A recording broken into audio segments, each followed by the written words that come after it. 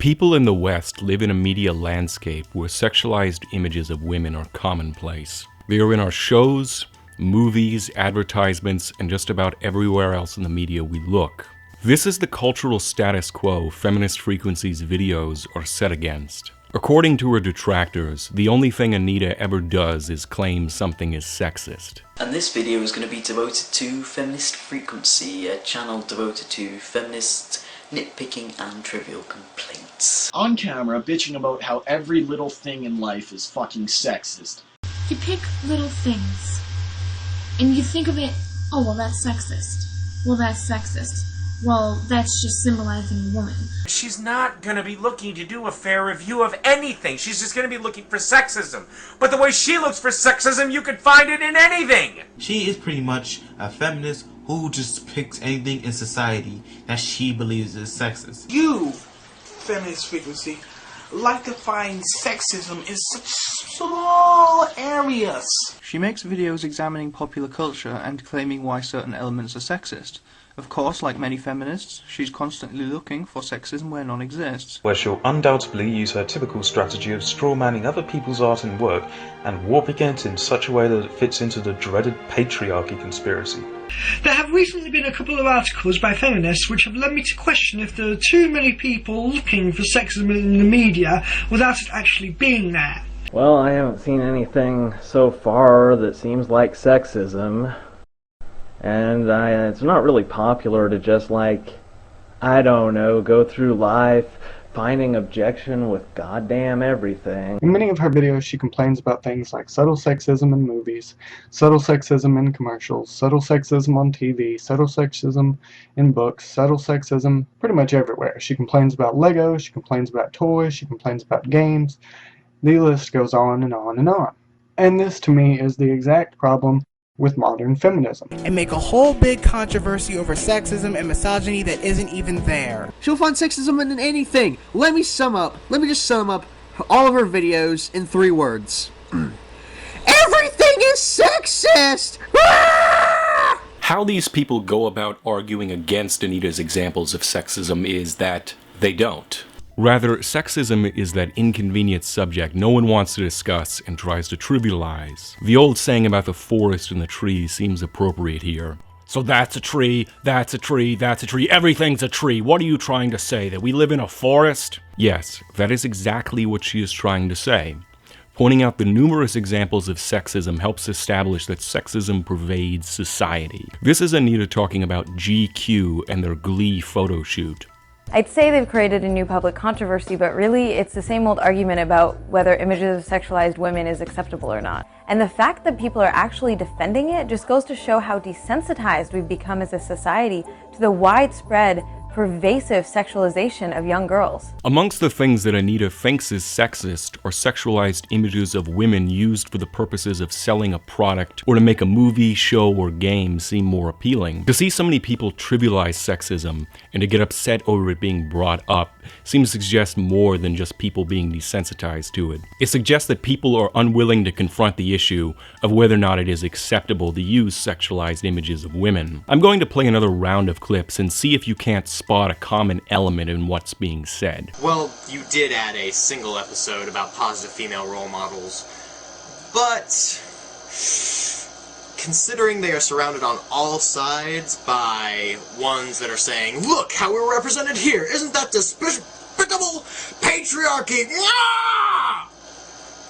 I find it's less about real education of inequality and more to shame us. Positive female characters. Well, with Miss Male character as a bad thing, there is no such thing as a positive female character, proving that she just wants to make men feel like shit for playing video games. She wants to shit on the video game industry.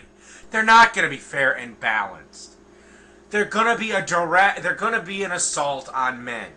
That's it. They're not going to be fair. They're not going to be balanced. They're not going to be unbiased. They're just going to try to destroy anything that glorifies men, because that's what she wants.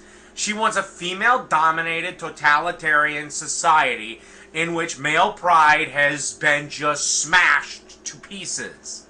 We can fulfill the desires of the 15-year-old boy market by having semi-naked chicks in action, and Yeah, because 15-year-old boys are evil for being 15-year-old boys. And I do agree that many parts of the media, from advertisements to pop music, push too heavily on gender roles and stereotyping. That being said, I think it's possible to demonize one sex by too easily pulling the oppression or objectification card out. What else will be included? Anita's trademark authoritative condescending tone of benign repugnance towards anything male.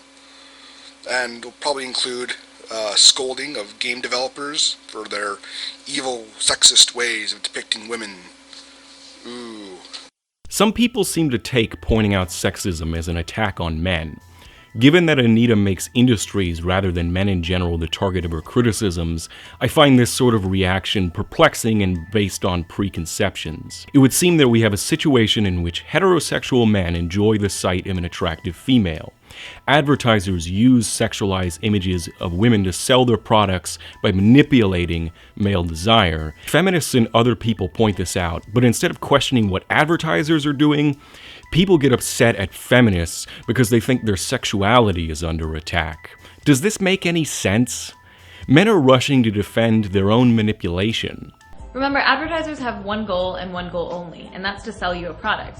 Everything else, all the jokes and humor and imagery and everything else, is to get you to buy it. The easiest way to do this is to use sexist representations that replicates the status quo and doesn't challenge anything. The issue is not the fact that heterosexual men find women attractive. The issue is over how it is used and manipulated in our society and how that affects people. Of course, sexualized images of women are not the only form of sexism that Anita points out. She also talks about stereotyping of gender roles in a way that reinforces the idea that women are inferior, the underrepresentation of women in many industries, and other issues. To claim that all she ever does is talk about sexism is just people's way of denying that these are in fact issues. It's not addressing the issues, it's not refuting her points, it's just a way of denying the issues. People should not allow their own sense of guilty pleasure to keep them from recognizing that there is a bigger picture here. Entertainment companies do not use sexualized images for your benefit. They do it for their own.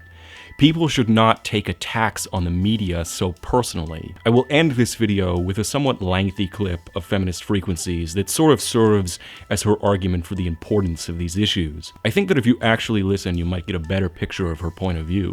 This is a public health issue about the way that women are sexualized constantly in the media. By help of the media, young men and boys are being trained to view and expect certain behaviors from women, such as the willingness to submit to their sexual desires at any time or any place, and the right to complete access of a woman's body. The pervasiveness of these types of images clearly harms women and women's sense of self-respect, but it also hurts men and boys because they're being taught to have no sense of sexual integrity or empathy, and that women's bodies are something to be used sexually, that they aren't whole and complete beings. The less schools are teaching sexual education, the more the media becomes a critical tool that helps shape gender identities, and that can really hurt both genders' capacity for love and healthy sexual relationships in the future. It is not enough to talk to women and girls one-on-one. It has to be addressed as a widespread problem that affects both men and women. A key component of addressing this issue is a separation of sexualization and sexuality. Sexualization turns people into objects and teaches women that their only value comes from their sexual appeal. Sexuality is the capacity to have and express sexual desires and emotions, and that should be harnessed and encouraged and explored in all sorts of healthy, positive ways. Often it's the anti-everything religious right that criticizes and dictates the terms of how we talk about what is and isn't acceptable in the media. Progressives and feminists need to actively reframe the message to be about the equity and equality of women as whole, fully realized human beings, and not about the patriarchal teachings of some old religious book. Many people do not criticize sexualized images of women in the media being debased and dehumanized because they fear being slapped with the totally useless and ambiguous term anti-sex. It was a term that was created during the feminist pornography debates of the 80s to create a false dichotomy that feminists who were against pornography were actually against sex altogether. I'm not necessarily against erotic or sexual video or images of people engaging in healthy sexual experiences and lives, but I am against the patriarchal objectification and sexualization of women. So next time you see images of half-naked women in movies or magazines or advertising, ask yourself what you're really looking at. Is it a healthy, full, and complete human being represented, or a woman who is nothing more than a sexual object?